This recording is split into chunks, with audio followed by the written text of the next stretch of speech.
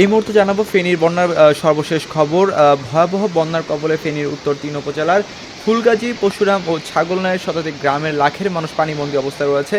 তাছাড়াও বিপদসীমার ওপর দিয়ে বইছে মুহুরী, কহুয়া ও সিলোনদিয়া নদীর পানি। তাছাড়া আজ আমরা যতটুকু জেনেছি, ফুলগাজী উপজেলার সদর ইউনিয়ন, আনন্দপুর, মুন্সিরহাট, রামজাদহাট ইউনিয়নের 40টি গ্রাম প্লাবিত হয়েছে।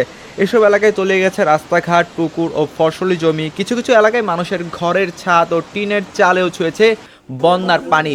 এমন পরিস্থিতিতে আশ্রয় খুঁজছেন স্থানীয়রা। বন্যা দুর্গতদের জন্য ত্রাণ সহায়তা নিয়ে মাঠে নেমেছে স্থানীয় প্রশাসন ও বিভিন্ন স্বেচ্ছাসেবী সংগঠনেরা। গত গত মাসের শুরুতেই মুহুরী, কহুয়া ও সিলোনিয়া নদীর 15 স্থানে ভাঙন দেখা গেছে। যেসব স্থানে মেরামতের পর চলতি মাসের শুরুতে বাঁধের আরও 12 স্থানে ভাঙন দেখা দেয়।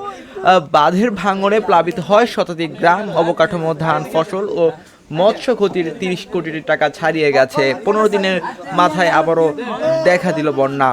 ফেনীতে জেলা প্রশাসক মুসাম্মদ শিহিন আক্তার বলেন, ত্রাণ সহায়তা ও উদ্ধার অভিযানে প্রশাসন তৎপরতা রয়েছে। পানি উন্নয়ন বোর্ডের উপবিভাগীয় প্রকৌশলী আবুল কাশেম বলেন, মহুয়ারা নদীর পানির বিপদসীমা 86 সেন্টিমিটার উপর দিয়ে প্রবাহিত হচ্ছে।